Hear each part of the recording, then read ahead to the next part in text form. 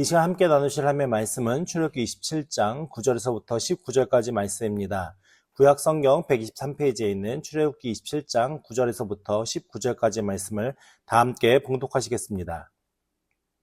너는 성막의 뜰을 만들지니 남쪽을 향하여 뜰 남쪽에 너비가 100규빗의 세마포 휘장을 쳐서 그 한쪽을 당하게 할지니 그 기둥이 스물이며 그 받침 스물은 노수로 하고 그 기둥의 갈고리와 가름대는 은으로 할지며 그 북쪽에도 너비가 100규빗의 포장을 치되 그 기둥이 스물이며 그 기둥의 받침 스물은 노수로 하고 그 기둥의 갈고리와 가름대는 은으로 할지며 뜰의 옆 곧 서쪽에 너비 50규빗의 포장을 치되 그 기둥이 열이요 받침이 열이며 동쪽을 향하여 뜰 동쪽의 너비도 50규빗이 될지며 문 이쪽을 위하여 포장이 15규빗이며 그 기둥이 셋이요 받침이 셋이요 문 저쪽을 위하여도 포장이 15규빗이며 그 기둥이 셋이요 받침이 셋이며 뜰 문을 위하여는 청색, 자색, 홍색 실과 가늘게 꼰 배실로 수노와 짠 20규빗의 휘장이 있게 할지니 그 기둥이 넷이요 받침이 넷이며 뜰 주위 모든 기둥의 가름대와 갈고리는 은이요 그 받침은 노시며 뜰의 길이는 100규빗이요 너비는 50규빗이요 세마포 휘장의 높이는 5규빗이요 그 받침대는 노시며 성막에서 쓰는 모든 기구와 그 말뚝과 뜰의 포장 말뚝을 다 노수로 할지니라. 아멘.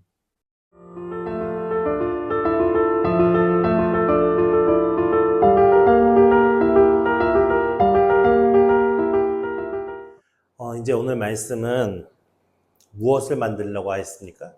성막의 뜰을 만듭니다. 뜰이라는 게 무엇이냐면 우리가 지금 쭉 살펴본 게 지성소와 성소의 부분을 살펴보았죠. 그러니까 지성소와 성소 바깥에, 그러니까는 외부와 경계되어 있는 답이 있고 그 지성소, 성소 바깥에 나와 있는 마당 같은 곳을 뜰이라고 하거든요. 그곳을 이제 만들려고 하는 겁니다. 그러니까 이 성막이 외부와 구별되게 담을 쌓고 그 담을 쌓은 그 공간을 뜰이라고 이제 말씀을 하고 있는데 그 뜰을 어떻게 만들라고 말씀하면 남쪽을 향하여 뜰 남쪽에 너비가 100규빗의 세마포 휘장을 쳐서 그 한쪽을 당하게 하고 그러니까 우리가 성막이 이렇게 길게 이렇게 직사각형으로 되어 있을 거 아니에요? 직사각형으로 되어 있으면은 동쪽이 출입문이 되고 남쪽이 밑이 되는 거죠. 밑에 변과 위에 변이 똑같은 길이어야 하고 왼쪽과 오른쪽이 똑같은 편이어야 되겠죠. 그러니까 오른쪽은 동쪽이고 왼쪽은 서쪽이고 아래는 남쪽이고 위는 북쪽이라고 얘기를 하는데 이제 남쪽들을 향하여 몇이요? 100규빗이면 몇 미터요? 45m 정도 되겠죠. 그렇게 세마포 휘장을 쳐서 그쪽을 당하게 할지니 라고 표현하고 있습니다. 오늘 대충 보면은 그 모양이 대충 연상이 되시죠? 이런 모양인데 여기에서 지금 남쪽에 그렇게 휘장을 쳐서 한쪽을 당하게 하라고 말씀하셨고 이제 10절 말씀에 기둥이 몇 개요? 20개. 20개가 지금 어느 쪽에 있는 거예요? 남쪽에만 20개가 있는 거예요. 남쪽에. 그러니까 아랫부분에 20개가 있고 그 20을 노수로 만들어요. 그러니까 그 기둥은 조각목으로 만들어서 노수로 싸는 것을 얘기하죠. 그렇게 해서 노수로 만들고 그 기둥에 갈고리가 있고 가름대가 있어요.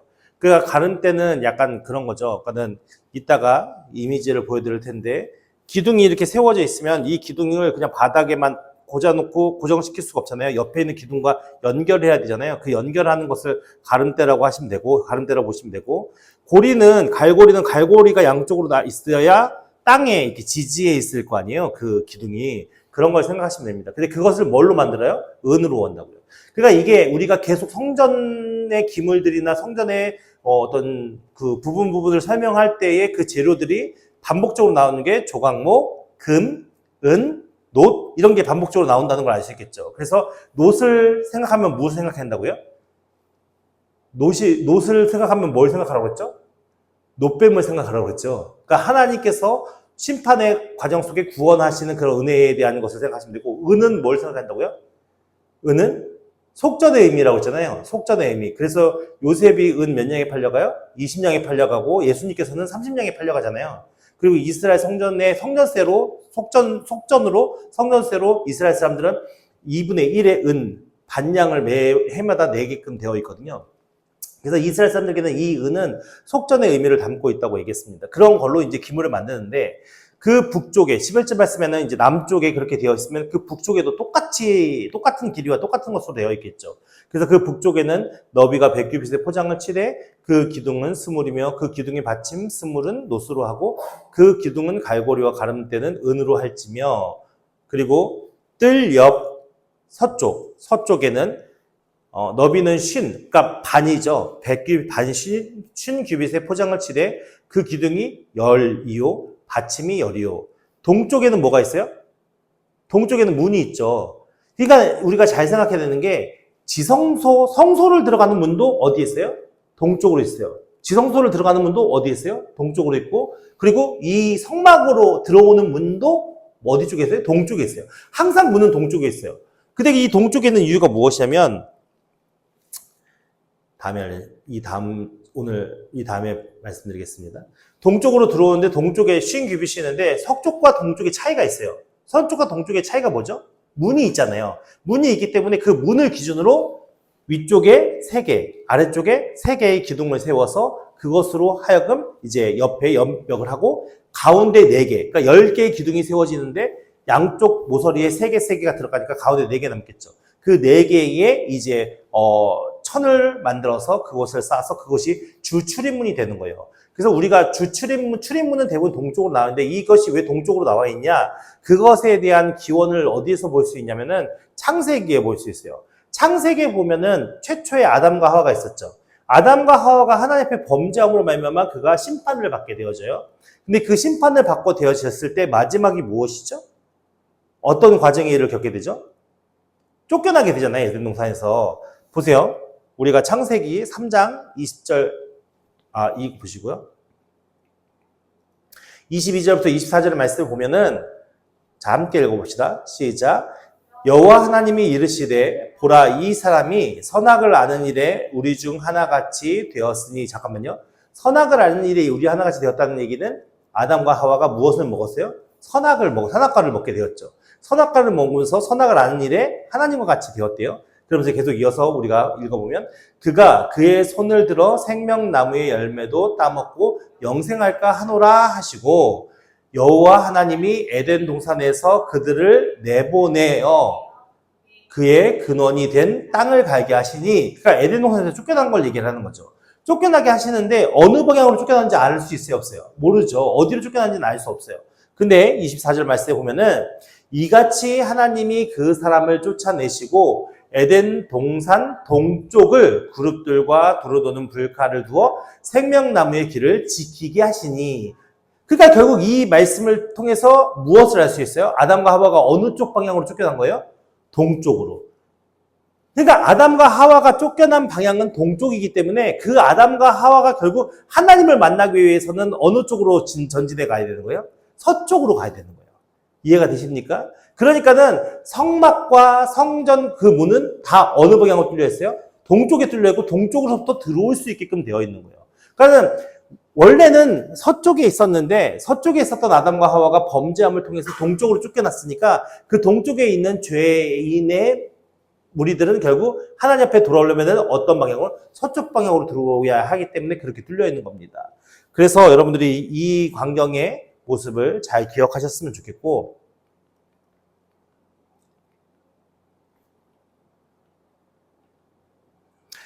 여기서 보면 우리가 성막의 모습이 이렇게 되어 있잖아요. 그래서 다시 한번 생각해 보면은 이거 빼놓을 거야.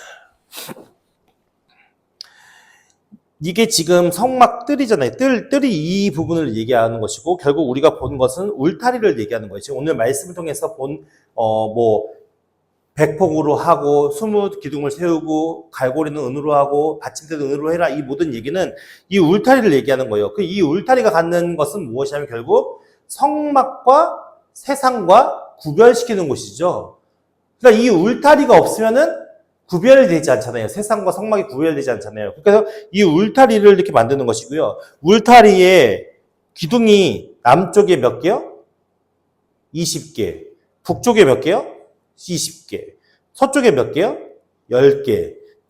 동쪽에 몇 개요? 10개. 그래서 총 60개의 기둥이 세워지는 것이고, 기둥은 이런 모양으로 되어 있어요. 그래서 은가름대가 있고, 은갈고리가 있고, 갈고리는 결국 이렇게 말뚝못을 박아서 땅에 고정시키는 역할을 하는 것이고, 밑에 높받침대가 생겨져서 이렇게 기둥이 각 칸마다 다 새겨지는 것이죠. 단지 동쪽은 뭐가 있어요? 동쪽은 문이 있기 때문에 기둥 3개만 세마포로 싸고, 기둥 3개를 연결해서 세마포로 싸고, 나머지 전체는 다 세마포로 싸는 거예요. 근데 사실은 이게 세마포가 얼마나 힘을 받겠습니까?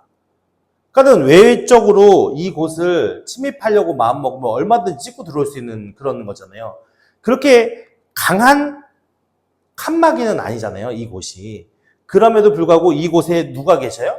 하나님께서 계시기 때문에 이곳은 세상과 구별된 하나님이 계신 하나님의 어떤 전이라고 볼 수 있는 것이죠. 그래서 이곳이 매우 중요한 가운데 있고, 이렇게 해서 이 성막의 외 뜰이 이렇게 주장되어 있는데, 이곳에서 보십시오. 16절 입구를 만들 때 뜰 문을 위하여 어떤 색을 써요? 네, 청색, 자색, 홍색 실과 가늘게 꼰 배실로 수놓아 짠 20규빗의 휘장이 있게 할지니 라고 말씀하고 있습니다. 그러니까는 문이 사방으로 뚫려 있으면 취입하는 게 좋아서 더 좋을 거 아니에요. 근데 문은 하나밖에 만들지 않았어요. 딱 한 가지. 한 개의 문밖에 만들지 않았어요. 근데 여기에 지금 어떤 색실이 들어가냐면 청색실, 자색실, 홍색실, 가늘게 꼰 배실이에요. 가늘게 꼰 배실은 무엇을 의미하죠? 가늘게 꼰 배실은 어떤 색입니까? 흰색을 얘기하는 거예요. 흰색. 그러면은 청색실은 무엇을 의미해요? 청색실은 하나님을 의미한 색이라고 보시면 돼요. 하나님. 그럼 자색실은 무엇을 의미한다고 그랬죠? 지난번에? 왕을 의미한다잖아요. 왕의 색이 자색실이에요. 홍색실은 뭘 의미하죠? 피의 색을 의미해요. 그러면은 가늘게 꼰 배실은 누가 입어요? 가늘게 꼰 배실은 누구를 의미할까요? 하얀 걸 의미하잖아요. 가늘게 꼰 배실. 성경에서 하얀 거의 대표적인 그 천이 무엇이냐면은 세마포를 얘기하거든요. 근데 이 세마포를 누가 입느냐? 요한계시록의 말씀에 보면 요한계시록 19장 6절에서 8절 말씀을 같이 읽어볼게요. 읽겠습니다. 또 내가 들으니 허다한 무리의 음성과도 같고 많은 물소리와도 같고 우레소리와도 같은 소리로 이르되 할렐루야 주 우리 하나님 곧 전능하신 이가 통치하시도다. 우리가 즐거워하고 크게 기뻐하며 그에게 영광을 돌리세. 어린 양의 혼인 기약이 이르렀고 그의 아내가 자신을 준비하였으므로. 잠깐만요. 여기에서 지금 7절 마지막에 뭐라고 말씀하고 있습니까? 누가 자신을 준비해요? 예, 그의 아내라고 얘기해요. 원래는 우리가 생각할 때 원래는 아내와 신부는 다르죠. 신부는 어떤 상황인 거예요? 지금 완전히 결혼을 한 상태가 아닌 거죠. 근데 아내는 어떤 사람인 거예요? 이미 결혼을 한 상태인 거예요. 그러니까는 이 말씀의 어떤 배경 속에 제가 지난번에 유대인들의 결혼이 2차례에 걸쳐 이루어진다 했잖아요. 첫 번째는 신부의 집에서 정혼이 이루어져요. 근데 그 정혼은 신랑 신부로서의 효력이 있는 거예요, 없는 거예요? 있는 거예요. 신랑 신부로서 효력이 있는 거예요. 결혼은 이미 한 거나 마찬가지인데, 근데 신랑은 이제 신부 집에서 혼인 정약혼하고 그 다음에 다시 집으로 돌아가서 자신이 신부와 데리고 살 집을 짓게 되고, 신부는 무엇입니까? 그 혼인 기약을 위해서 스스로 무엇을 하게요? 자기 나름대로 준비를 가는 거예요. 그러면 신랑이 신부를 데려올 집을 지을 때 그 집이 다 지어졌는지 다 완성이 되었는지 부족한지를 누가 판단한다고 그랬어요? 아버지가 판단하는 거라고요. 그러니까 그 아버지가 이제 됐다, 신부를 데려와라 하면은 이제 신부를 데려오는데, 그때는 신부가 아니라 누굴 데려오는 거예요? 아내를 데려오게 되는 거예요. 그리고 그 아내를 데려오는 그 시기와 그때는 오직 누구만이 알 수 있는 거예요? 아버지만이 알 수 있는 거거든요. 그것은 신랑의 권한이 아니라는 거예요. 그래서 예수님께서 그 권한에 대해서 내가 그때는 아버지만이 아시고 그건 내 권한이 아니다라고 제자들에게 알려주시잖아요. 그렇게 해서 그 아내가 자신을 맞을 준비를 함으로 8절 말씀에 보면은 그에게 빛나고 깨끗한 세마포 옷을 입도록 허락하셨으니 이 세마포 옷은 성도들의 옳은 행실이로다 하더라. 그러니까 결국은 이 흰색 세마포 옷은 결국 누구를 얘기하는 거죠? 네, 예수님의 신부이고 아내인 오늘날의 교회를 얘기하고 오늘 우리를 얘기하는 거죠. 우리가 이제 예수님께서 재림하셔서 이 땅의 모든 것을 심판하시고 하나님 나라를 이루실 때 그때 우리가 새 희마포 옷을 입고 그 예수님의 아내로서 우리가 그곳에 행하게 되잖아요. 근데 여기서 계시록의 말씀에 이 세마포 옷은 성도들의 옳은 행실이로다라고 하면서 오늘날 이 말씀의 의미를 이제 약간 오해해서 그러니까 우리가 옳은 행실을 해야만 세마포 옷을 입을 수 있다라고 주장하는 항상 사람들이 있어요. 근데 우리가 하나님의 아내로서 그러니까 예수님의 아내로서 하나님 나라에 갈 때 옳은 행실이라는 게 과연 무엇일까요? 그러니까 윤리적으로, 도덕적으로, 교회적, 법적으로 바르게 행동하는 것만을 얘기할까요? 그러니까 우리가 이것이 잘못 오해되면 어떤 상황이 벌어지면 행위로서 구원받는 것처럼 착각이 되어지는 거예요. 근데 우리가 구원받을 때 행위로서 구원받습니까? 믿음으로 구원받습니까? 네, 자꾸만 우리가 행실을 강조하게 되는데 그렇지 않다라는 것을 우리가 말씀을 통해서 좀 확인해 볼 필요가 있을 것 같아요. 빌립보서 3장 9절 말씀에 보면 이렇게 얘기합니다. 그 안에서 발견되려 함이니 내가 가진 의는 율법에서 난 것이 아니요 오직 그리스도를 믿음으로 말미암은 것이니 곧 믿음으로 하나님께로부터 난 의라. 그러니까 성도의 옳은 행실이 세마포 옷을 입는 것이라고 말씀했는데 그것은 내가 무엇이냐면 행위로서 구원받을 만한 세마포 옷을 입을 만한 행위를 한 것이 아니라 결국 무엇을 얘기합니까? 내 의가 누구로부터 이루어졌어요? 그리스도를 믿음으로 말미암아 하나님으로부터 난 의가 내게 주어진 것을 얘기하는 것이거든요. 근데 여기뿐만이 아니라 로마서에 보면은 3장 20절 이후에 보면은 그러므로 율법의 행위로 그의 앞에 의롭다 하심을 얻을 육체가 있대요, 없대요? 없어요. 그러니까 우리는 행위로 구원받는 게 아니거든요. 율법은 결국 무엇이냐면 우리로 하여금 하나님 앞에 얼마나 범죄하고 있는 죄를 깨달음을 알미라라고 얘기하잖아요. 근데 이제 율법 외에 하나님의 한 의가 나타났으니 율법과 선지자들에게 증거를 받은 것이라 라고 말씀하면서 곧 예수 그리스도를 믿음으로 말미암아 모든 믿는 자에게 미치는 하나님의 의인이 차별이 없느니라 라고 말씀하고 있거든요. 그죠? 그러니까는 누구요? 예수 그리스도로 말미암은 의. 그것은 모든 믿는 자에게 미치는 하나님의 의인이 차별이 없다라고 말씀하면서 모든 사람이 죄를 범하였음에 하나님의 영광에 이르지 못하더니 그러니까 행위로서는 절대로 하나님의 영광에 이를 수 있어요? 없어요? 없다라고 말씀합니다. 그러면서 그리스도 예수 안에 있는 속량으로 말미암아 하나님의 은혜로 값없이 의롭다 하심을 얻은 자가 되었느니라 라고 말씀하고 있거든요.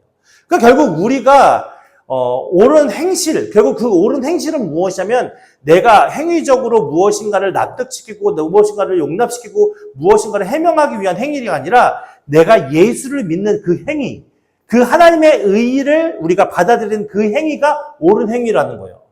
이해가 되십니까?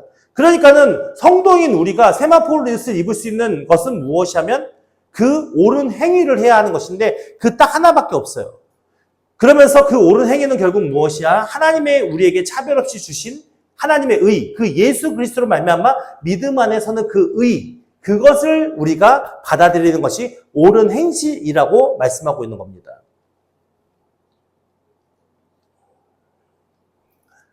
그러니까 오늘 우리가 이 성막의 이 울타리가 결국 무엇을 의미하면 이 울타리 안에 성막은 하나님 나라를 의미하는 거잖아요. 그 하나님 나라를 의미하고 그 바깥 세상은 결국 무엇입니까? 세상을 의미하는 거잖아요. 그 세상과 하나님 나라의 경계를 치고 있는 이 울타리는 결국 누구를 얘기하는 걸까요?